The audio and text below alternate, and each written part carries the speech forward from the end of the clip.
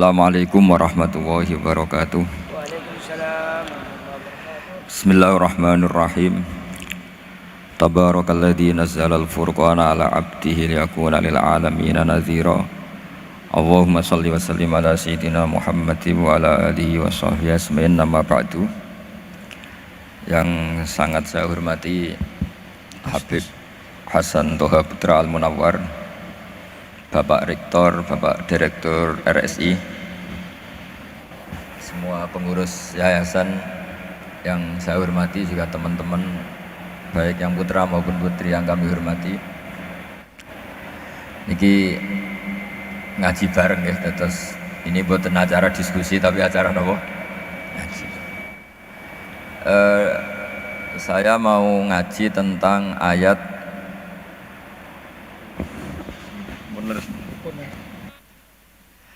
Qul bi fadlillahi wa bi rahmatih fa bidzalika falyafrahu. Ajarkan Muhammad atau katakan Muhammad pada umatmu, sebaiknya atau seharusnya mereka hanya gembira dengan melihat fadlnya Allah dan rahmatnya Allah. Ini harus kita pahami mulai dari konstruksi yang paling pokok, yaitu akidah. Dua ahwal itu satu perilaku sosial.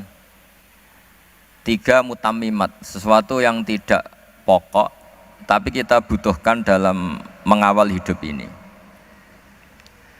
Saya beri contoh, orang itu sampai maksiat itu karena cari kesenangan. Misalnya baru penat itu, ingin seneng, ada orang yang macam-macam lah, ingin melihat maksiat, apa itu pornografi, apa nyabu, apa macam-macam. Itu sebetulnya agama punya konsep yang luar biasa, yaitu seharusnya seseorang itu gembira dengan ketaatan. Lalu pertanyaannya, caranya gembira gimana? Gembira itu mudah. Jadi misalnya kamu sujud sama Allah Subhanahu wa taala. Terus cara berpikir begini, ini sekaligus ijazah. Cara berpikir begini. Ya Allah, ini kata Sayyidina Ali, kafani izzan an akuna laka abdan wa kafani fakhron an takuna li robban.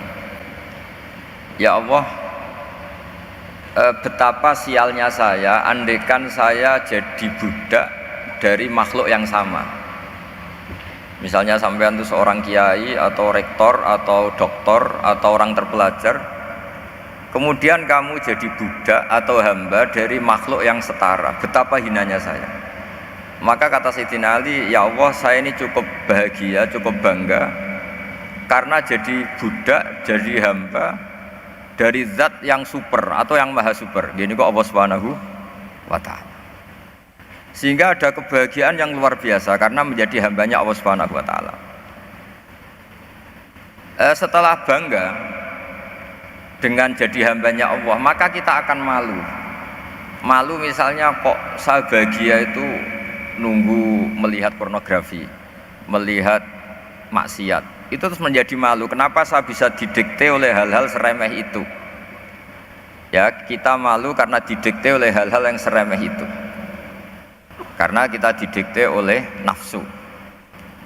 Jadi izzatun nafsi, satu harga diri seseorang itu harus dihidupkan untuk hanya tunduk kepada Allah Subhanahu wa ta'ala. Sehingga Nabi itu melatih satu logika tarkul ma'asi. Nabi itu dulu ketika ada seorang pemuda yang, ya karena mungkin pemuda ya, dia itu mau masuk Islam, tapi uniknya kata pemuda tadi, saya masuk Islam tapi asal dibolehkan bebas zina. Jadi ini agak sableng gitu. Jadi mau masuk Islam syaratnya dibolehkan apa? Zina atau free sex gitu. Karena orangnya agak hiper. Itu Nabi tidak langsung mengancam dengan neraka, enggak. Ketika mau pamit gitu, semua sahabat melarang. Mah itu jangan, kamu jangan suan Nabi, itu permintaan yang enggak masuk akal. Setelah lama ditahan, terjadi kegaduhan di masjid. Nabi dengar itu ada apa itu? Itu ada pemuda yang mau masuk Islam tapi yasta'dzinuhu fi zina, tapi mereka minta izin Nabi untuk tetap boleh zina. Kata Nabi, pemuda itu suruh masuk, suruh menghadap saya.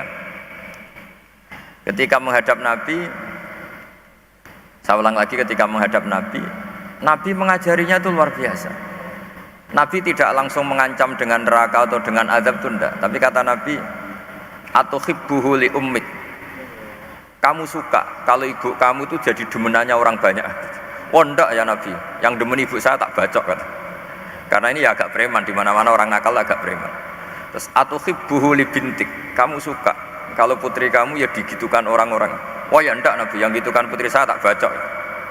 Atuhibbuhu li kholatik, kamu suka kalau bule kamu digitukan? Atuhibbuhu li ammatik, kamu suka kalau saudara bapak kamu digitukan? Nabi itu mengeset ya, cara sekarang cuci otak mungkin. Nabi itu meluruskan otaknya anak muda itu betapa buruknya zina. Cara bahasa Arab ditakbih, betapa buruknya zina. Kamu suka kalau korbannya ibu kamu, putri kamu, bude kamu, bule kamu. Sehingga orang itu matur, ya hasbuka ya Rasulullah, ini sudah cukup. Saya tidak pernah melihat sesuatu seburuk zina. Jadi fa'alqallahu fi qalbihi bughdha zina. Kemudian Allah meletakkan di hatinya, menanamkan benci zina. Sehingga akhirnya pemuda tadi menjadi iffah, menjadi menghindari zina. Artinya begini ya, ini mungkin yang lolos dari para kita sebagai dai, kita tidak belajar banyak tarbiyahnya Rasulullah Shallallahu Alaihi Wasallam. Jadi kalau kita benci maksiat itu jangan hanya ditahdzir, ditakutkan neraka, itu enggak, jangan hanya itu, tapi di logika. Ini Pak, Oh, sama iya. kurang dekat. Oh, iya. Sama kurang dekat. Jadi kalau kita menghindari maksiat itu selain karena takut azab, itu ada logika, ada rangkaian pikiran yang menjadikan kita anti satu perbuatan apa maksiat. Jadi misalnya gini ya, kira-kira ginilah kalau contoh gampang itu, ada orang gitu ya nyanyi dengan pakaian yang mungkin pornografi gitu. Mungkin pemuda-pemuda ingin melihat itu, tapi bisa diobati gini, kok enak dekne mergawe kok tak bayar ya, aku kehilangan duit. Meskipun dengan logika yang agak serampangan, yang penting menjadi kita ini punya harga diri untuk tidak tergantung hal-hal seperti itu. Sehingga Nabi itu cara menggambarkan tadi mulai atuhibbuhu li ummik, kamu suka kalau ibu kamu jadi demenannya orang lain. Pemuda tadi bilang yang demen ibu saya mau saya bunuh. Ditambah lagi atuhibbuhu li bintik, bagaimana kalau korbannya putri kamu, bule kamu, bude kamu. Sehingga terus si pemuda tadi betapa buruknya zina, betapa murahnya zina. Akhirnya pemuda tadi alqawwa fi qalbi bughdha zina. Terus kemudian pemuda tadi itu sangat membenci dengan apa? Perzinahan. Nah, pikiran-pikiran seperti ini harus kita tanamkan. Harus kita tanamkan supaya orang itu benci melakukan maksiat karena satu memang takut sukhtuwah, takut dibendu Allah atau dibenci Allah. Dua, memang logika kita mengarahkan tidak maksiat. Nah, ini yang terkait Unisula yang nangani kedokteran, nangani medis. Sesuatu yang dilarang Allah itu pasti madarat. Maka untuk melarang seseorang bergantung sama narkoba misalnya, atau hal-hal yang bahaya pada fisik, itu satu tentu bagi ahlullah, tentu karena takut Allah. Tapi banyak masyarakat yang memang benar-benar bisa meninggalkan narkoba karena efek buruknya narkoba, efek buruknya ganja. Itu kita tanamkan sedemikian rupa bahwa itu mengakibatkan sakau, mengakibatkan tidak sadarkan diri, mengakibatkan kebangkrutan ekonomi, macam-macam. Sehingga mereka benar-benar benci sama yang namanya narkoba. Jadi di antara manhajul Quran itu kalau mentakbih, memburuk-burukkan maksiat itu mesti dikritik, innahu kana fahisyah, innahu kana fahisyata wa maqta wa sa'a sabila, innahu kana fahisyata wa sa'a sabila, diulang beberapa kali. Sehingga dibutuhkan kecakapan untuk menganggap satu hal yang buruk itu fahisyah, sesuatu yang enggak rasional, sesuatu yang tidak positif, sesuatu yang pasti berdampak negatif. Sehingga kalau misalnya tadi dibacakan oleh qori, kuntum khaira ummatin ukhrijat linnasi ta'muruna bil ma'ruf wa tanhauna 'anil munkar. Untuk berhenti dari kemungkaran itu satu takbihun litilkal munkar atau litilkal munkarat, bahwa munkarat itu kita cap, kita stigmasi bahwa itu buruk sekali. Seperti Nabi mengajarkan pemuda tadi, masa kamu suka ibu kamu digitukin lelaki lain, putri kamu, bule kamu, bude kamu, sehingga orang ini pikirannya termindset betapa buruknya zina. Sama seperti kita sukses memindset betapa buruknya narkoba, betapa buruknya bahan-bahan terlarang. Begitu juga seterusnya, terus pengkhianat dan sebagainya. Tapi problem manusia adalah dia itu akan mencari kebahagiaan atau kesenangan sesaat. Maka caranya gimana? Keinginan senang lewat maksiat ini dilawan dengan nyaman dengan taat. Saya ulang lagi, nyaman dengan taat. Sehingga ulama dulu punya kalimatul munajat, artinya kalimat hubungan pribadi sama Allah yang menjadikan orang itu nyaman. Dan ini yang diajarkan kitab-kitab tasawuf.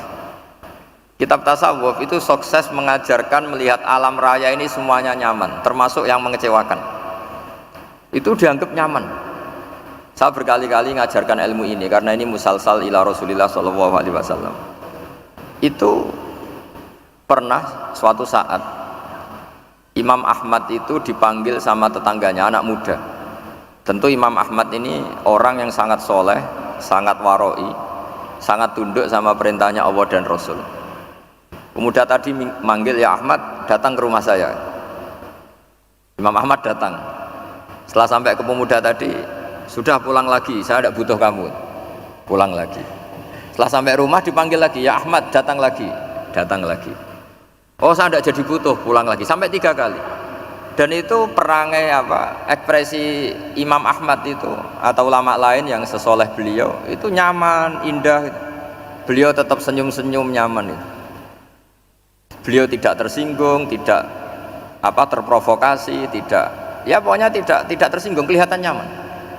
Lama-lama pemuda ini terus tanya, ya Ahmad, kamu saya perlakukan seperti ini kok tidak tersinggung? Kamu senyum-senyum saja, happy-happy saja. Jawabnya Imam Ahmad itu unik. Wahai pemuda, saya kamu panggil itu senang sekali. Karena kata Nabi, kalau kamu iman dengan Allah dan Rasul, maka hormatilah tetangga. Jadi saya senang karena nuruti perintah Allah untuk menghormati tetangga. Jadi tidak ada urusannya dengan kamu. Kagetnya kayak apa? Jadi dipanggil tetangga ya senang karena melakukan perintahnya Allah dan Rasul, yaitu ikramul jar, fal yukrim jarahu. Disuruh pulang, kamu ingin saya pulang, ya saya pulang. Disuruh datang, ya saya datang. Jadi saya tidak tersinggung, saya tidak ada urusan dengan kamu. Urusan saya dengan Allah Subhanahu wa ta'ala. Itu kalau bapak-bapak istrinya ngomel terus sabar itu ya bagus. Saya tidak punya urusan. Kalau kamu terprovokasi oleh istri, berarti kamu didikte oleh makhluk. Masa seorang rektor didikte makhluk? Kan tidak keren. Apalagi seorang Habib didikte makhluk, kan nggak keren. Yang bisa mendikte kita hanya Allah Subhanahu wa ta'ala. Dan Allah mendikte kita, mengajarkan kita wa ashiruhunna bil ma'ruf fa in karihtumuhunna fa asa an takrahu syai'a wa yaj'alallahu fi khairan katsira. Jadi cara melihat istri kita bawel gitu atau cerewet, alhamdulillah ini ada pahala tanpa modal, cukup sabar. Kalau istri kamu sedang mesra malah mintanya ke mall, malah biayanya tinggi. Murah mana dapat pahala dimarahin sama saat mesra minta ke mall? Milih yang pertama kan? Nah ya itu tidak usah modal itu. Ya gitu aja. Jadi kalau istri sedang marah bawel, anggap saja ini rezeki, dapat pahala tanpa apa? Biaya. Nah, kalau pas rukun malah nantang ke mall, biayanya malah tinggi. Jadi ulama dulu itu melihat dunia itu happy. Pernah Imam Syafi'i dikasih tahu, orang yang tadi nyium tangan kamu ya, itu di rumah menghujat Anda. Jadi dia sopan hanya di depan Anda, kalau di luar menghujat Anda. Jawabnya Imam Syafi'i lucu. Ya baguslah. Yang cerita ini kaget, kenapa bagus ya Aba Abdillah? Kalau manggil Imam Syafi'i ya Aba Abdillah. Ya berarti saya masih wibawa, di depan saya tidak berani katanya. Jadi dipandang enteng saja. Jadi kalau kamu di depan kamu istri kamu tidak berani belanja, tidak ada kamu belanja banyak, anggap saja Anda wibawa. Jadi enteng saja. Pernah Imam Syafi'i dikasih tahu, separuh dari kampung Anda itu gak suka kamu. Ya baguslah. Kenapa? Oh nak rukun malah bakal utang katanya gitu. Kira-kira yang utang itu yang rukun apa yang neng-nengan? Yang rukun. Jadi enteng saja. Masyhur itu makalahnya Imam Syafi'i. Waman asa'a ilaika faqad atlaqaka. Orang yang berbuat buruk sama kamu berarti membebaskan kamu. Kalau saya sedang nenengan sama Habib Hasan Toha Putra, beliau naik Alphard gak nawarin saya sah karena baru nenengan. Tapi kalau sedang rukun malah harus repot mana? Rukun sama ndak rukun? Repot rukun sebetulnya. Jadi Imam Syafi'i itu happy saja. Kalau sedang rukun sama tetangga ya dianggap rukun itu satu kenikmatan, sedang tidak rukun ya dianggap satu kenikmatan. Jadi orang dulu itu serilek itu melihat dunia. Kalau kita kan enggak, ego. Wah saya ini suami kok dimarahin istri. Wah ini egonya bangkit. Padahal egonya bangkit itu ada kebodohan di situ. Yaitu seorang rektor didikte seorang istri, seorang makhluk. Apalagi kalau Anda daftar wali itu tidak akan jadi wali. Ini wali kok tunduk sama makhluk. Karena didikte apa? Makhluk. Maka Imam Ahmad ketika tetangganya bully gitu ya santai saja, beliau happy. Ketika pemuda tadi iskal janggal, kenapa kamu gak tersinggung ya Ahmad? Memangnya saya harus tersinggung gimana? Kan tak panggil tidak jadi, tak panggil tidak jadi. Hei pemuda, saya ini tidak punya urusan dengan kamu. Saya nuruti kamu karena perintahnya Allah. Saya senang melakukan perintah Allah, harus berbaik sama kamu. Sampai 3 kali. Jadi kebahagiaan ini pula yang harus kita latih dalam melakukan ketaatan. Tapi kalau kita sudah tidak bahagia dengan taat itu bahaya sekali.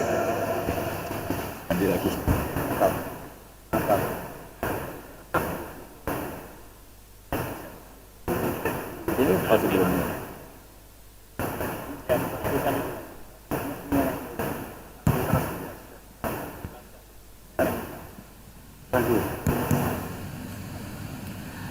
Harus begini bang prosedurnya. Di DP makhluk gitu. Gimana? Di DP panitia. Yang itu aja pakai stand. Oh yang ini. Baik bagus ini tas. Anut saja.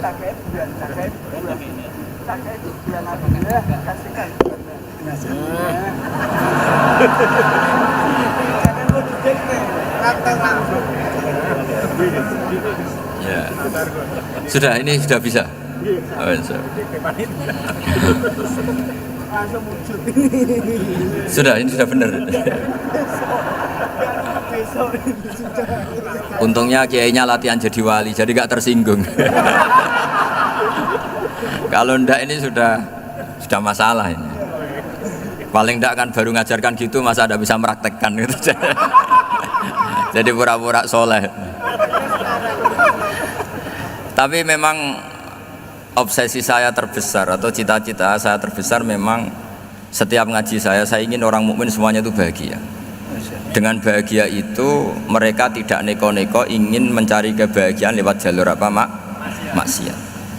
Sehingga dalam konstitusi ulama yang ditulis di kitab-kitab usul fikih, dan itu kitab yang saya kaji, selalu saya kaji, itu membela-bela sesuatu yang mubah itu sampai luar biasa. Karena melihat mubah itu, misalnya Anda tidur itu berstatus mubah, Anda bermain catur berstatus mubah, Anda rileks sama teman jagongan semalam dengan teman rektor atau dosen atau yayasan, itu melihatnya bukan mubah tapi tarkul maksiyah.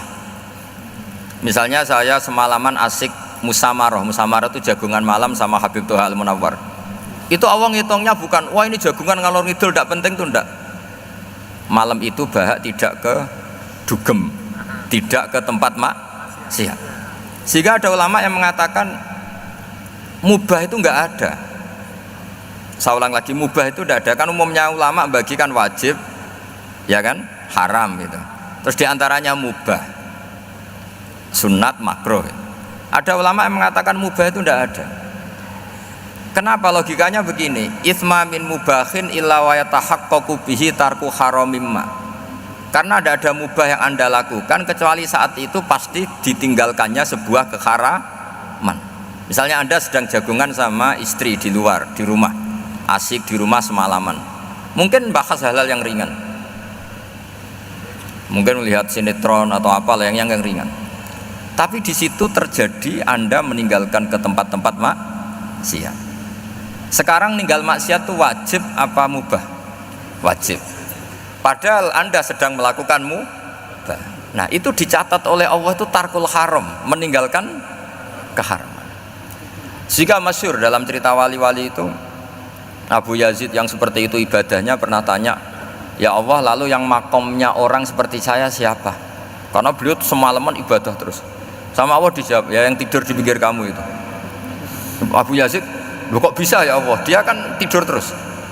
Ya kan dia tidur berarti meninggalkan keharaman.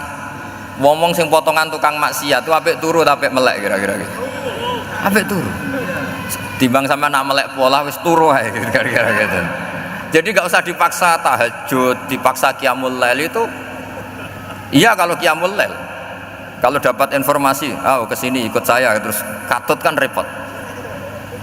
Jadi perlawanan terhadap maksiat itu sebetulnya gampang dalam Islam karena tadi nggak ada sesuatu yang mubah kecuali saat dilakukan berakibat meninggalkan keharaman. Mudah sekali. Jika banyak orang jadi wali itu karena melakukan mubah. Itu ada orang jadi wali itu karena sering makan. Ya makan biasa itu. Karena ketika makan, ya Allah, betapa doifnya saya. Katanya saya presiden, katanya saya rektor, saya kiai. Ternyata kalau nggak makan tuh lemes. Apa hebatnya makhluk yang bergantung makhluk yang lain, yaitu makanan. Nah karena seperti itu terus dia allaja ilallah, terus dia sungkeman ning Allah. Betapa lemahnya saya. Sebab itu ketika Quran mengkritik dan dengan tanda kutip kemungkinan Tuhannya Isa bin Maryam, itu ngeritiknya sederhana Quran itu. Mal masih ibnu Maryam illa rasul qad khalas min qablihir rusul wa ummuhu siddiqah kana yaqulanit ta'am. Isa itu tidak Tuhan, wong dia makan.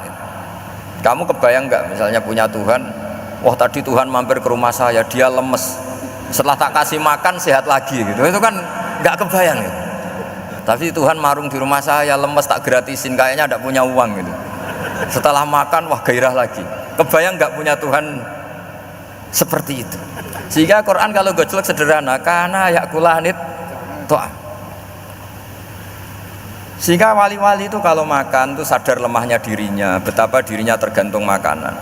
Sesuatu yang tergantung itu artinya tidak hebat, tidak Tuhan. Jadi untuk menjadi wali, untuk menjadi dapat ridhonya Allah itu sebenarnya sederhana. Termasuk ada cara jadi wali yang agak kacau, tapi ini ya benar, asal niatnya benar. Misalnya Unisula besar, ya kurang besar lagi. Kita sudah punya uang, kurang banyak uang lagi.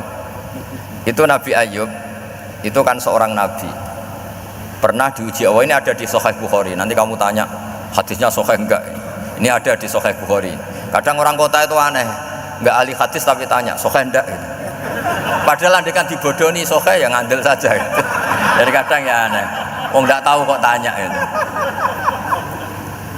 Itu Nabi Ayub itu sudah kaya, pas itu sudah kaya, bukan cerita yang masih miskin, mang sudah kaya. Beliau di kamar dihinggapin satu belalang dari emas. Setelah belalang itu dikejar, ternyata yang jenis itu banyak, semuanya dari emas. Ngambil sana sini, ini yang kesak ini dipenuhin, saku ini dipenuhin, sampai banyak. Terus sama Allah digojlok, kamu itu nabi saya. Kenapa kamu mengumpulkan harta sebanyak itu? Kamu itu nabi saya kok rakus itu? Jawabannya Nabi Ayub unik. Ya Allah, siapa yang bisa kenyang dari rahmatmu? Ya, jadi kalau kamu punya uang 1 miliar, kok ingin 1 miliar 100, ingin 1 miliar 200, itu cara ngitung bukan uang. Ya Allah, siapa yang bisa kenyang dari rahmatmu? Karena rahmat Allah tidak terbatas. Sudah Gusti, tenang saja. Meskipun saya gini, rahmat Anda tidak akan habis. Sehingga waroi ada ilmunya, tomak juga ada ilmunya, termasuk ragus itu juga ada ilmunya. Misalnya begini, ini contoh rakus yang ada ilmunya begini. Ini saya beri contoh. Mungkin yang boleh niru orang-orang soleh, kalau nggak soleh jangan. Imam Syafi'i ini cerita nyata. Imam Syafi'i itu dulu ketika ngaji masih muda itu nggak suka sama guru yang kaya. Kebetulan dia punya guru miskin terus. Namanya Sufyan As-Tsauri, itu miskinnya masya Allah. Sufyan bin Uyainah juga miskin.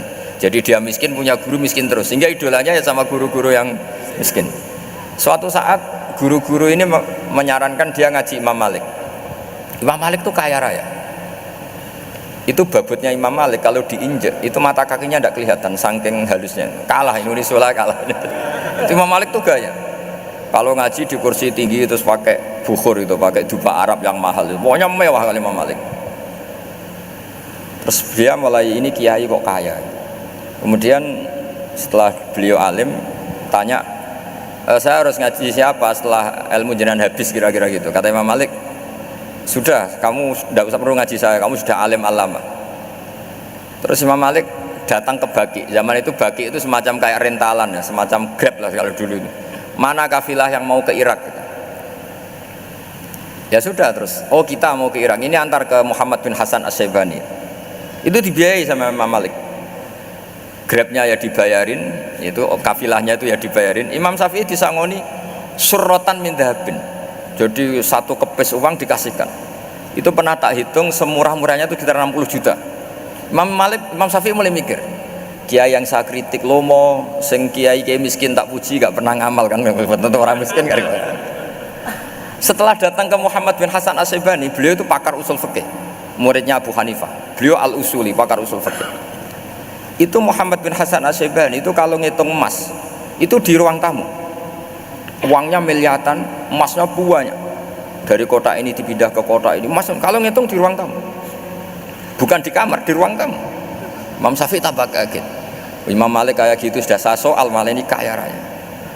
Setelah Imam Syafi'i kelihatan kaget, digojlok sama Muhammad bin Hasan As-Syaibani karena beliau senior. Atajabu min hadza, kamu aneh melihat ini? Iya. Kenapa? Ulama kok kaya raya. Terus kata Muhammad bin Hasan, ya sudah, uang ini tak kasihkan orang-orang fasik, binti gue demenan, gue nyabu, gue macam-macam. Oh jangan, nanti dipakai maksiat. Oh jenengan mawon sing suka. Semenjak itu Imam Syafi'i rubah mindset. Jadi kalau kampus ini ingin akreditasi A, ingin mulia, ingin apa, kamu ridho kalau yang punya prestasi seperti itu adalah orang-orang fasik. Ridho enggak? Enggak kan? Maka didoakan ini. Nah itu namanya berpikir secara usuli.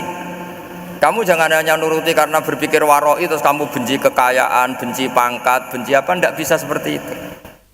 Karena pangkat dan kekayaan ketika dikelola secara kesolehan maka akan menjadi energi positif yang luar biasa. Semenjak itu Muhammad bin Hasan As-Syaibani berhasil mendidik Imam Syafi'i. Sampai akhirnya keterusan Imam Syafi'i berpendapat kalau orang Islam bisa bikin rumah tingkat kok punya rumah reot itu haram kata. Akhirnya keterusan. Kalau bisa jadi bupati kok jadi ketua RT juga haram. Karena al-Islam ya'lu wala yu'la alaih. Islam itu luhur bukan bisa diluhurin. Sehingga rata-rata orang Syafi'iyah termasuk kiai-kiai Indonesia itu rata-rata ya agak-agak politikus. Ya agak-agak kedonyan, mungkin sebagian kedonyan tenan gitu. Karena nggak ridho gitu loh kalau kesempatan itu dikuasai orang fasik kemudian menjadi kekuatan maksiat. Coba kalau bupati itu orang yang fasik, kemudian programnya supaya rakyat seneng semalaman dangdutan yang purno misalnya, supaya rakyat seneng dibolehkan dugem, dibolehkan judi. Tapi kalau yang jabat orang soleh kan ada beberapa perda yang menolak penyakit apa? Masyarakat. Jadi kamu jangan melihat bahwa kepangkatan ini hanya sebagai alat korupsi, alat otoriter, enggak. Asal kena orang soleh, maka ini menjadi energi kesolehan atau energi positif. Sebab itu ketika Allah muji para nabi yang soleh, diantaranya disifati apa? Faqad ataina ala Ibrahim al-kitab wal hikmata, terusannya ayat wa atainahum mulkan azim. Dan Nabi Ibrahim dan keluarganya tak kasih kerajaan yang besar. Nah sekarang masih banyak orang yang cara pandang ngapain bikin unisula yang megah, ngapain berambisi punya akreditasi A dan sebagainya. Menyoal seperti itu salah secara usul fikih. Karena secara usul fikih kesempatan yang baik tentu harus diperjuangkan oleh orang-orang yang soleh. Karena ini supaya jadi otoritas yang positif. Itu dulu ada latihannya. Jadi orang dulu itu gampang sekali ketika milih miskin ditanya, kenapa miskin? Saya ingin hisab saya ringan. Tapi ketika mereka kaya yang soleh, supaya harta ini tidak dipakai orang yang nanti dipakai maksiat. Kita misalnya orang soleh kok mau pangkat, karena kita ada ridho kepangkatan itu dipegang orang maksiat, kemudian menjadi energi maksiat. Begitu juga seterusnya. Maka ulama dulu itu rileks. Sampai Syekh Nawawi Al-Bantani itu nanti bisa dicek di tafsir Qul hal yastawil ladzina ya'lamuna wal ladzina la ya'lamun. Beliau muji-muji ulama. Kemudian ada seorang yang agak hasud mungkin tanya begini, hebatnya ulama itu begini-begini. Terus ditanya, tapi kenapa kita sering melihat ulama ngantri proposal di rumahnya bupati katanya, sementara bupati nggak pernah datang ke ulama ngaji ihya? Jawabannya Syekh Nawawi itu unik. Ya karena ulama itu tahu gunanya uang, sehingga nyari uang untuk pondok, untuk masjid. Sementara bupatinya tidak tahu gunanya ilmu, maka tidak pernah ngaji gitu. Jadi ya ringan saja oleh. Jadi ya sudah seperti itu. Jadi kalau ada ulama kedonyan, anggap saja karena tahu gunanya uang. Jadi kenapa ulama ngantri di kabupaten, bukan bupati ngantri di ulama? Jawabannya karena ulama tahu gunanya uang, sementara bupatinya nggak tahu gunanya ilmu. Ya kira-kira gitulah. Ada ustadz tidak ganteng, kesensem rondo cantik, karena tahu gunanya ustadz itu. Artinya tahu gunanya kalau saya nikah nanti punya anak jadi gus, karena kan dia kiai gitu. Tapi rondone raro gunanya dia karena miskin gitu. Jadi ulama dulu itu rileks, menafsirkan apa saja itu rileks, termasuk saat terpojok itu rileks. Karena semuanya dianalisis pakai ilmu. Sehingga ciri utama wali itu apa? Ala inna awliya Allahi la khaufun alaihim walahum yahzanun. Enggak ada rasa takut, enggak ada rasa gampang. Karena melihat sesuatu itu gampang saja. Saya ulang lagi, melihat sesuatu itu gampang saja, ringan. Saya beri contoh ya betapa pentingnya mindset ya, cara berpikir. Orang itu menjadi kikir itu karena nganggap hidup itu lama dan uang itu penting. Kalau zaman Nabi itu sederhana kalau melihat hidup. Pernah suatu saat Nabi itu punya jatah makan, karena Nabi itu hidupnya juga pas-pasan. Jadi Nabi itu unik. Beliau di satu sisi kaya raya, bisa ngrumat Abu Hurairah, Ammar, Suhaib. Ashabu Sufa itu dirawat Nabi semua. Itu kan kaya, bisa ngerawat sekian orang. Tapi di sisi yang lain untuk pribadinya beliau miskin. Kadang nggak bisa makan hari itu. Tapi di saat yang sama bisa merawat ahlus suffah. Jadi keliru kalau orang hanya cerita Nabi itu miskin, untuk makan dirinya aja susah. Itu keliru. Kelirunya kalau tidak diteruskan, tapi Nabi mampu menghidupi ahli suffah. Singkat cerita, jatah makannya Nabi itu dikasihkan orang. Ketika Nabi tanya, ya Aisyah, makanan jatah saya di mana? Oh ya Rasulullah, tadi ada orang minta tak kasihkan, maka makanan itu habis. Apa kata Nabi? Kamu salah Aisyah. Yang kamu kasihkan itu justru yang masih. Ya, yang kamu kasihkan itu justru yang masih. Sehingga Nabi menganggap, makanya Nabi terus ngendikan, ya kalau mukhatabnya lelaki ya kira-kira begini. Wa hal laka min malika illa ma akalta fa'afnaita wa labista fa'ablaita. Terus tanya, wa tasaddaqta fa'abqaita, kata Nabi. Harta kamu ya kamu makan kemudian ke WC jadi kotoran, atau punya pakaian mewah nanti rusak. Wa tasaddaqta fa'abqaita. Ada yang kamu sedekahkan, yaitu yang abadi sampai akhirat.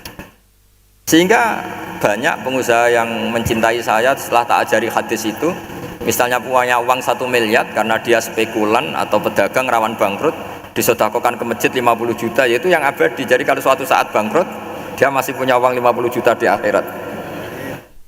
Jadi Nabi itu mengajari sedekah itu apa? Ya sedekah itu pengabadian uang. Kalau kita kan enggak, bilang sedekah itu nguras uang. Itu pikirannya setan, dan pikirannya orang Islam.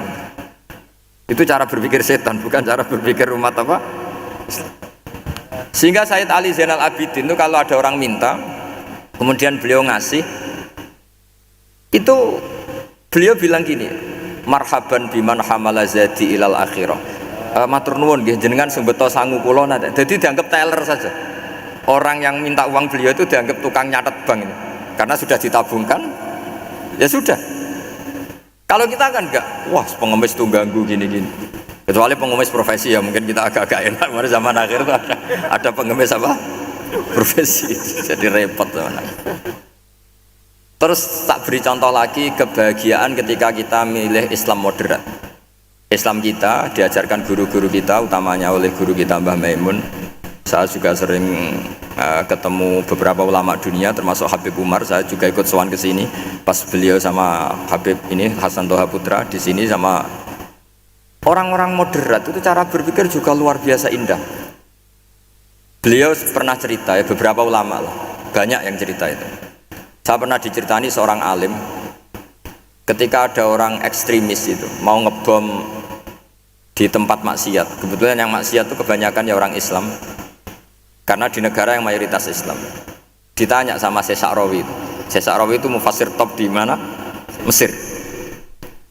Ini mau tak habisin karena mereka orang Islam kok maksiat terus.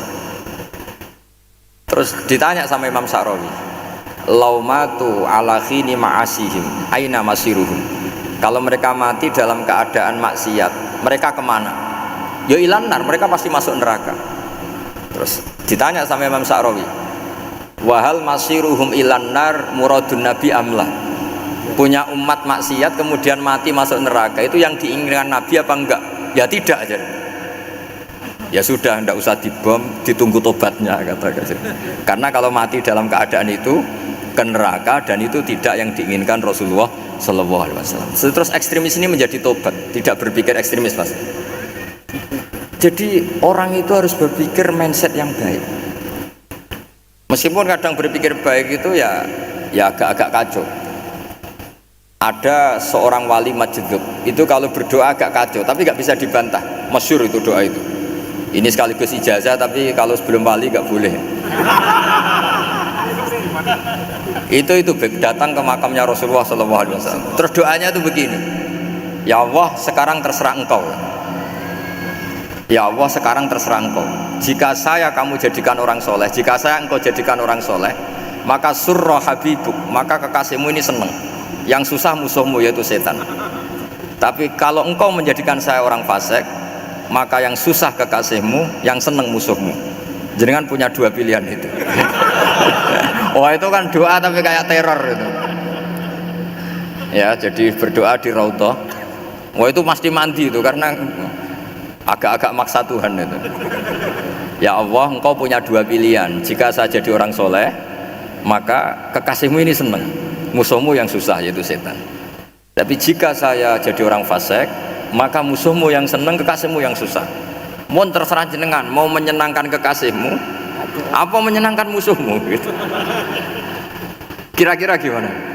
Kalau tertarik boleh doa itu dipraktekkan.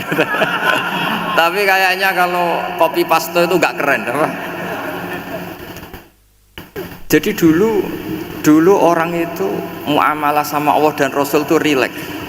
Rileks itu nyaman karena ya tadi kul bi fadlillah wa bi rahmati fa bidzalika falyafrahu. Sehingga Imam Izzuddin bin Abdissalam itu ngendikan innalladzina yarmunal muhsanatil ghafilat. Di antara kebaikannya ibu-ibu atau mbak-mbak ini harus berstatus ghafilat. Perempuan-perempuan pelupa. Ghafilat itu pelupa. Pelupa dari kenikmatan maksiat sehingga mereka dengan taat. Misalnya ada ibu-ibu atau mbak-mbak atau juga bapak-bapak tahajud, kemudian nyaman dengan tahajud itu. Kira-kira terbersit enggak ingin maksiat? Enggak kan, karena sudah nyaman dengan tahajud, dengan taat. Maka dibutuhkan kenyamanan dalam beribadah. Sebab itu ala bizikrillahi tatmainnul qulub. Makanya saya termasuk kiai yang setiap ngaji itu happy, seneng. Karena ini untuk kampanye, seneng dengan ngaji, dengan taat itu sudah luar biasa. Kayak apa kalau mereka senengnya kalau nunggu melakukan maksiat. Jadi termasuk bentuk perlawanan kita terhadap maksiat adalah usahakan kamu tuh bahagia, senang dengan taat. Istiqnas billah, mu'anasah billah, farah billah, itmi'nan tumakninah billah, sehingga ini mencukupkan kita tidak berkebutuhan maksiat. Meskipun kita ya manusia, pasti suatu saat atau sudah pernah maksiat. Serah usah diceritakan lah, itu mesti gitu.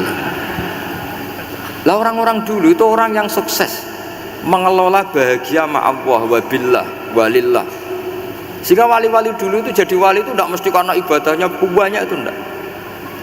Mereka orang yang ibadahnya itu biasa sekali. Ulama-ulama dulu ibadahnya biasa sekali. Tapi qulubuhum ma'allah, hatinya itu ma'allah. Itu ada seorang wali itu jadi wali, Umar bin Abdul Aziz, yang dikenal khamisul khulafa. Khulafa. Di luar khulafa ar-rasyidin 4, di antara yang soleh adalah siapa? Umar bin Abdul Aziz. Itu ketika mau meninggal, itu senangnya bukan main. Itu semuanya nangis, beliau senang. Terus tanya, kenapa kamu senang? Memangnya saya kalau mati itu kemana aja? Ila khairi madhubin ilah, ke zat terbaik. Dibang urip mbek kowe bolet atau mbek arhamur rahimin gitu. Yaitu Allah Subhanahu wa taala. Jalaluddin Ar-Rumi ketika mau meninggal itu muridnya nangis semua, beliau marah. Kamu harusnya pesta karena saya mau ketemu kekasih saya, malah kamu tangisi, goblok sekali kamu, katanya. Jadi orang-orang dulu itu luar biasa. Karena tadi mereka tidak ingin ketemu Allah itu dianggap problem, harus sesuatu yang membahagiakan. Makanya wali-wali itu kalau berdoa begini, wa khairu ayyami yauman alqa kafih, dan jadikan hari terbaikku adalah hari ketika saya ketemu engkau ya. Pernah dengar doa itu? Wa khairu ayyami yauman alqa kafih, dan hari terbaikku adalah hari saat ketemu engkau. Nah, kan enggak, sampai mati ku wedi. Saya tidak tahu wedi dosa apa wedi Israel apa wedi malaikat siapa? Malik. Mungkar nakir. Sebenarnya tidak perlu seperti itu. Karena cara pandang Nabi itu ini bisa dipraktekkan. Kalau kamu orang baik, mati artinya apa? Ya baik. Karena husnul khotimah. Kalau kamu orang yang buruk, itu kata Nabi, anggap saja mati itu akhir dari keburukan kamu. Nak kowe urip terus malah maksiat terus. Maka Nabi itu kalau ngajari kita berdoa gini, Allahumma ij'alil hayata ziyadatan li fi kulli khairin wal mauta rohatan li min kulli syarrin. Ya Allah, kalau saya hidup ya anggap saja ziyadah fi kulli khairin, berpotensi nambahi kebaikan. Kalau saya mati anggap saja ini akhir dari segala keburukan. Maka saya berkali-kali guyon. Makanya tradisi ulama-ulama NU, ulama-ulama pesantren, ya ada hanya NU, pokoknya ulama-ulama alim. Itu kalau ada orang mati, orang nakal gitu mati, ini saya gitu, itu hadirin mesti gak terima. Wah, api enang itu orang wakal. Tapi dipaksa sama kiainya, saya gitu, lama-lama dipaksa. Saya gitu, padahal yang hati ini kiai, wis ra iso maksiat meneh, wis saya. Karena dengan mati berarti saya sudah tidak bisa maksiat lagi. Jadi Nabi melihat hidup dan mati itu segampang itu. Kalau al hayata ziyadatan li fi kulli khairin wal mauta rohatan li min kulli syarr. Coba kita ke depan itu kan ada potensi zina, potensi korupsi, potensi maksiat. Yang bisa menghentikan potensi itu apa coba? Mati ya, udah pinter ya. Sudah maju berarti.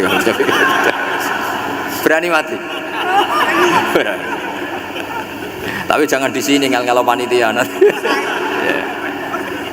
Artinya yang selama ini kita risau dengan kematian, dengan apa? Nabi ngajari kita tadi, Allahumma ij'alil hayata ziyadatan li fi kulli khairin wal mauta rohatan li min kulli syarr. Ya Allah, jadikan hidup ini sebagai bekal menambah kebaikan, dan suatu saat kalau saya mati, semoga itu akhir dari segala keburukan. Jadi artinya Nabi itu ngajari kita itu positif terus. Sama seperti ulamanya tadi. Nak lagi rukun mbek tonggo ya sanggep ae kanca keapian. Nak nenengan ben ra utang ngoten. Dadi pokoke penak terus gitu loh. Nak bojo lagi ngamuk alhamdulillah gak ngajak blonjo. Nak pas rukun ya alhamdulillah kok lagi rukun. Jadi gampang semua. Makanya ada seorang alim itu ngendikan begini, ada yang tanya, saya tuh dulu ketika kaya teman saya sering main ke saya, setelah saya miskin gak ada teman-teman yang ke saya. Dikira si Habib ini kebetulan orangnya Habib itu mendukung keluhan dia, ternyata enggak. Si orang alim itu bilang gini, malah bagus toh gitu. Kowe wis melarat buruhe wong. Ya sudah kamu miskin, buruhnya orang lain. Misalnya tukang manol di pasar atau tukang becak. Kemudian teman-teman kamu datang, malah kamu malu tuh jadi tontonan. Bagus kalau mereka lupa, pas kamu miskin tidak ada yang lihat katanya. Jadi apa ya, dianggap enteng saja gitu. Akhirnya orang ini nggak jadi ngeluh. Selama ini kan kita ngeluh ya, ketika miskin teman-teman nggak datang. Coba kalau mereka datang pas kamu buruh bikin botol di orang lain, mantan bos buruh, malu nggak? Milih datang kepada? Nggak lah, sudah bener itu. Jadi ulama dulu itu makanya sering baca biar tahu solusi hidup. Jadi ulama dulu tuh gampang sekali melihat kehidupan itu, gampang sekali, indah, gampang. Sekarang tuh enggak. Orang itu cara berpikir nuruti nafsu, itu yang bahaya. Makanya Quran kritik ara'aita man ittakhadha ilahahu hawa. Orang yang cara berpikir itu nuruti hawa nafsu. Kalau zaman Nabi, zaman sahabat, zaman ulama itu enggak seperti itu. Sehingga cara berpikir itu mudah. Makanya kata Nabi, absyiru ya ma'sarul muslimin, kata. Kamu harus senang ya ma'sarul muslimin. Allah sekarang buka pintu langit yang sebelumnya enggak pernah dibuka. Dan Allah yubahi bikum malaikatah, dan Allah membanggakan kamu kepada para malaikatnya. Kenapa? Umatnya Muhammad, umatnya Rasulullah Muhammad SAW itu kalau sampean kepengen mati setiap saat itu baik, itu resepnya gampang kata Nabi. Addu faridotan wantadzoru ukhra. Jadi Allah memberitahu, ya Muhammad, umatmu ini luar biasa. Jadi misalnya tadi kita sholat subuh, ditanya, Bahak kamu sekarang ngapain? Nunggu sholat duhur ya. Setelah sholat duhur ditanya lagi, nunggu apa? Asar. Sehingga faman kanat hijratuhu ila wa rasulih fa hijratuhu ila wahi. Jadi kalau ya sudah, ini tak ijazahkan, kalau setelah sholat subuh nunggu apa? Duhur. Setelah duhur nunggu. Sehingga ketika kita mati itu statusnya penunggu sholat. Tapi kamu kan enggak, miskin, kenapa? Penunggu kaya. Ya itu enggak masuk surga ya. Penunggu kemapanan. Berarti kan menunggu sesuatu yang seleranya nafsu. Beda kalau penunggu sholat, berarti kamu di dunia menunggu ritual ibadah. Maka diantara ijazahnya Nabi apa? Addu faridotan wantadzoru ukhra, melakukan satu fardu, kemudian kita menunggu tugas berikutnya. Jadi niati saja setelah subuh nunggu apa? Duhur. Setelah duhur, meskipun kita di perapatan, apa? Nunggu asar. Tapi ya asar betul, jangan nunggu tok pas asar enggak. Jadi sebetulnya umat ini gampang sekali. Jadi di antara kebanggaan Allah, yubahi itu Allah bangga dengan malaikatnya adalah umat ini adalah addu faridotan wantadzoru ukhra, melakukan satu fardu kemudian menunggu fardu yang lain. Dari mengkhidmati kampus, ingin mengkhidmati masyarakat, dari satu masyarakat lokal Semarang menjadi sampai sekarang sampai Banjarmasin, Unisula mau bikin kampus di sana, terus gitu. Dari satu tugas ke tugas yang lain. Makanya Islam diajarkan setelah satu tugas selesai, faida faruh tafan sok. Jadi sehingga hidup kita itu dinamis, dari satu kebaikan menunggu kebaikan lain, dari satu kebaikan menunggu, sehingga hidup kita ngapain? Nunggu satu kebaikan. Ini sudah masuk faman kanat hijratuhu ila wa rasulih fa hijratuhu ila wahi wa rasulih. Sehingga bayangkan kalau kita direkam Allah, Gusti kula ampun mati nak dereng sugih, wis melarat puluhan tahun, sakit, nunggu sesuatu sing sifatnya nafsu, kok pengen sugih tok aja cukup, tahu buruh wong sing tahu ngenyek ndekne lho, itu kan urung-urung wis dendam. Saya belum mau mati sebelum kaya dan buruhkan orang yang pernah melecehkan saya. Wis ngono akhirnya mati urung sugih. Berarti wis fakir matine hasud. Mau itu ngenes dunia akhirat kan kira-kira seperti itu. Kamu santai aja kalau fakir, berarti meringankan hisab karena ada banyak harta. Yang mau dihisab apanya? Enggak punya apa-apa. Jadi saya mohon sekali ya, Islam itu mengawal kebahagiaan. Sebab itu sampai bahagia itu menjadi perintah Islam, kul bi fadlillah wa bi rahmati fa bidzalika falyafrahu. Karena dengan bahagia bi taat diharapkan orang Islam itu tidak bahagia atau cari kesenangan lewat jalur maksiat. Sehingga ciri utama wali apa? Ala inna auliya Allahi la khaufun 'alaihim wa lahum yahzanun. Sehingga ulama dulu itu rileks-rileksnya, termasuk yang saya ceritakan tadi, Imam Ahmad, Imam Syafi'i, itu melihat apa saja rileks saja. Ya tadi kalau disenangi orang ya barokah, punya kawan kebaikan, nak dineng ya barokah dineng di gedingi tonggo rada utang, ngeranjuk tulung itu. Jadi rileks saja. Masyhur itu Imam Syafi'i ngendikan, waman asaa ilaika faqat atlakoka. Orang yang berbuat buruk sama kamu hakikatnya adalah membebaskan kamu. Atlaqo itu apa? Membebaskan. Enak gak jadi hidup gitu? Kalau kamu kan enggak, kok gedeng aku salahku apa? Malah kamu ujub tuh, orang kok gak tahu salahnya. Kamu jadi suami, istrinya ngomel, kurang apa saya sebagai suami? Ya kurang banyak, ndak ganteng, ndak kaya, ndak ini. Malah kalau diterangkan malah parah toh. Ya sudah, rileks saja. Kalau dia ngomel ya tadi, alhamdulillah dapat pahala tanpa apa? Biaya. Terus ngomel kan butuh energi, paling yang tidak kuat 3 jam. Nanti juga berhenti apa? Sendiri. Terus ambil nilai positifnya, misalnya ngomel sama suaminya, bagus lah. Kalau ngomel sama tetangga malah kayak apa gitu aja. Udah. Jadi ulama dulu itu gampang sekali melihat hidup. Rasulullah ya gitu, melihat hidup tuh gampang saja. Ketika tanya, ya Aisyah apa ada sarapan? Tidak ada ya Rasulullah, ya sudah saya tak puasa. Jadi enteng saja. Kadang-kadang beliau ingin puasa, ya puasa sunat, ada sarapan nggak jadi puasa. Rileks. Nabi itu rileks. Kalau ngajari kebaikan juga rileks. Nah sekarang itu banyak orang yang karena mungkin kurang baca, Islam tuh kayak menjadi aturan yang bengis, yang repot, yang mengekang. Itu tidak seperti itu. Yuridu wa bikumul yusra wala yuridu bikumul usra. Allah menghendaki agama ini mudah. Sehingga ada sahabat di Imami Mu'ad itu baca Baqarah. Sahabat ini pekerja petani, mufarokoh ditinggal. Ketika Mu'ad lapor, ya Rasulullah ini ada orang munafik, tengah-tengah sholat mufarokoh saya ditinggal. Yang disalahin itu tidak yang ninggal tapi Mu'ad. Afattanun anta ya Mu'ad, kami itu tukang fitnah, masa ngimami petani pakai surat Baqarah. Jadi yang disalahkan ini imamnya. Kalau kamu jadi imam, sholatnya ya yang cepat. Makanya terus banyak orang kecepatan karena tadi. Jadi Nabi itu enteng sekali. Jadi apa ya, Nabi itu beda dengan yang kita bayangkan, beda. Nabi pernah ngaji di masjid, kemudian ada tetangga lewat pakai cangkul ke kebun. Semua sahabat gerutu, ini orang tidak benar, ada Nabi ngaji ditinggal saja ke kebun, tidak ikut ngaji. Jawabannya Nabi, tidak, itu bagus, itu ikut sunnah saya. Kenapa ya Rasulullah? Dia kerjanya nyari halal, dan untuk menghidupi keluarganya itu juga ajaran saya.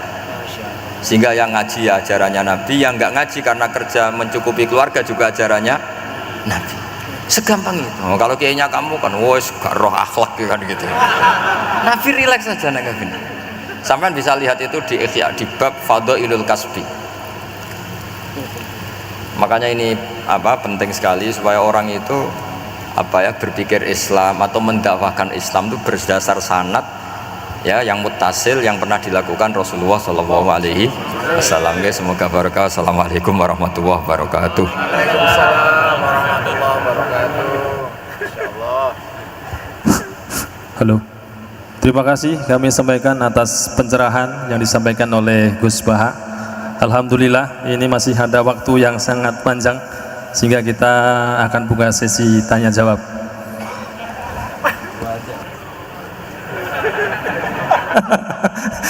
Hanya 2 penanya. Monggo siapa yang mau nanya? Kang Mujib. Ibu? Ibu 1. Ya, monggo. 2 saja. Monggo.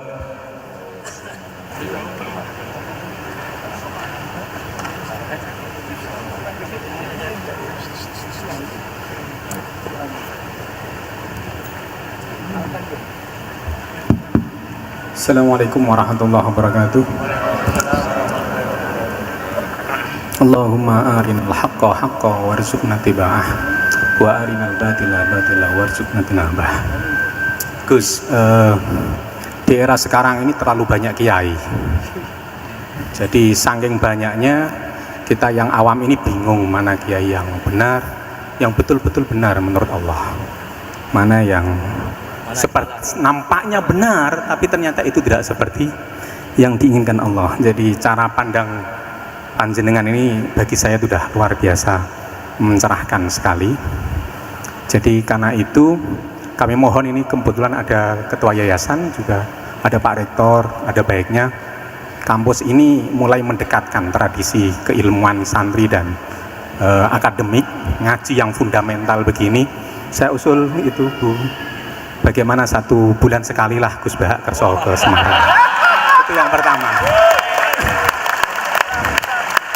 Yang kedua, saya juga termasuk orang yang gelisah dengan realitas sekarang. Saya juga mau ngajukan permohonan kepada Gus Bahak. Permohonan yang paling ini, mbok jenengan nulis 1 buku, saya Muslim, saya happy gitu loh. Ini kayaknya pas banget ini. Jadi ben ora ketok kok serius banget beragama, saiki iki abot banget gitu. Itu yang ketiga, ini penting sekali bagi kita orang-orang tua. Zaman saiki golek anak iso ngalim kayak Gus Bahak angel. Jadi saya ingin tolong Gus Bahak ceritakan sejujur-jujurnya bagaimana orang tua jenengan didik sejak kecil sampai iso koyo sampean sakniki. Cekap saya kira. Assalamualaikum warahmatullahi wabarakatuh.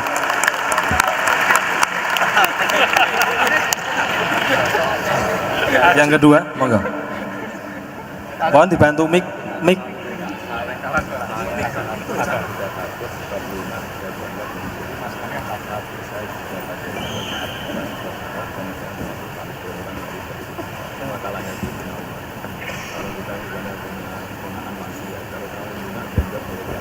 Assalamualaikum warahmatullahi wabarakatuh. Gus Bahak, kula badhe tanglet. Jangan kayak ini ya.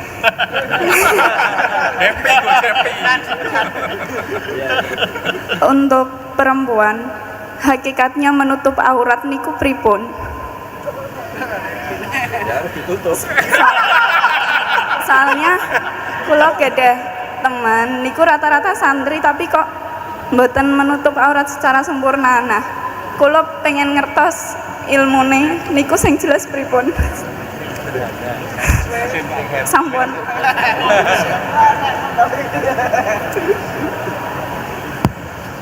Ini sudah normal ya, pakai ini aja.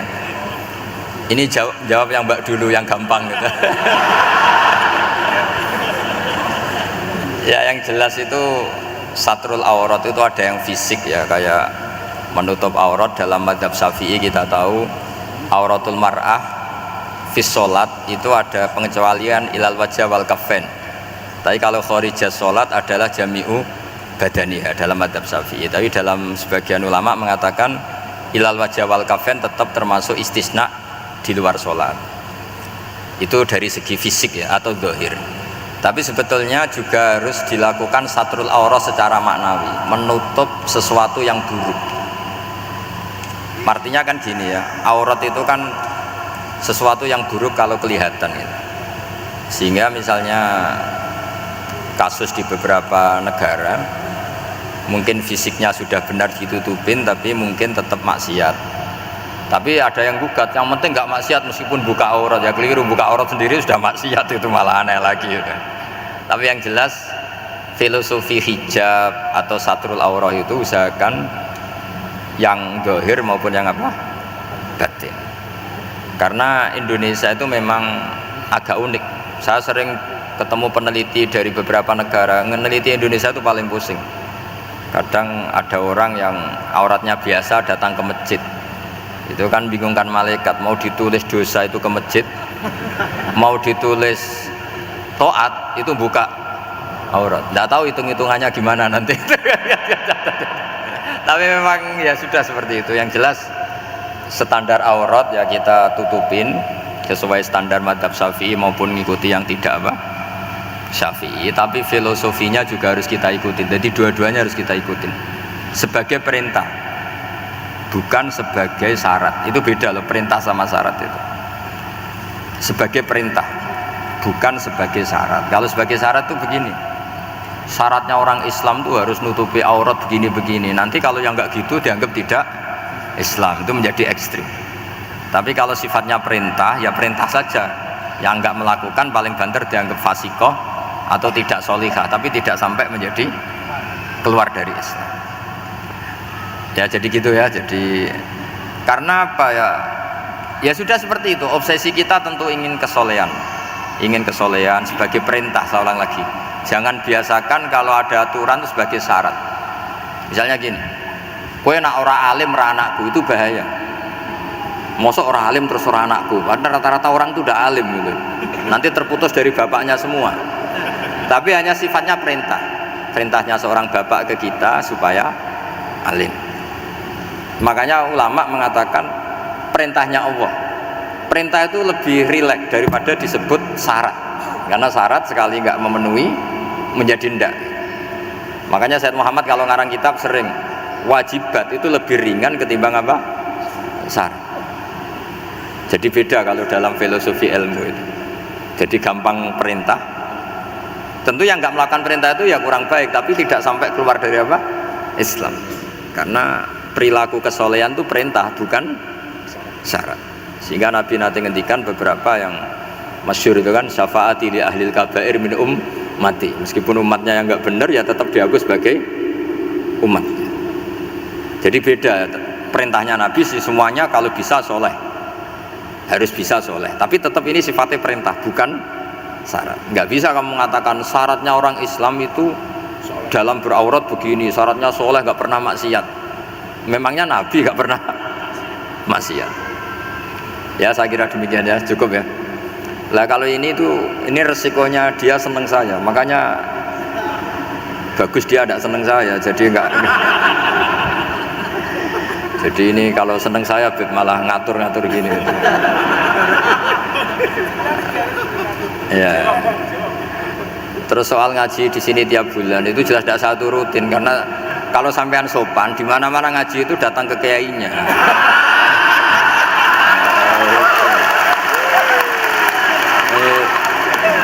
Itu kalau Imam Malik ada pertanyaan kayak anda dimarahin, al ilmu yu'ta la ya'ti. Jadi sumur itu didatangin, bukan sumurnya dipindah. Ini enggak sopan sekali.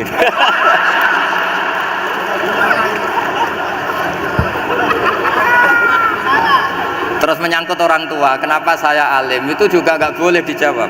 Rata-rata orang itu udah alim, masa orang tua seluruh Indonesia salah? Itu ada hikmahnya sendiri. Saya kali-kali ngaji, bodoh itu barokahnya banyak. Coba barokahnya orang bodoh, akhirnya nempat di pedalaman Kalimantan, Sulawesi, akhirnya bikin masjid di situ bikin. Kalau dia alim mungkin jadi ketua MUI di Jakarta, nggak akan punya desa binaan. Jadi Allah mendesain ini sudah sempurna, sudah ada usah protes, sudah begitu aja. Coba ada orang alim alamah, kira-kira itu kan nggak akan di pedalaman Kalimantan, Sulawesi. Barokahnya santri rodok bodoh itu akhirnya kerja di dalam hutan, kerja di kampung-kampung, akhirnya agama ada di mana? Kalau pinter semua, di Unisula semua jadi rektor nanti. Jadi Allah mendesain ini sudah baik, tidak usah dipaksakan sesuai versi kamu, nggak usah. Jadi ya sudah, memang seperti itu. Jadi dulu zaman sahabat itu, saya cerita sedikit.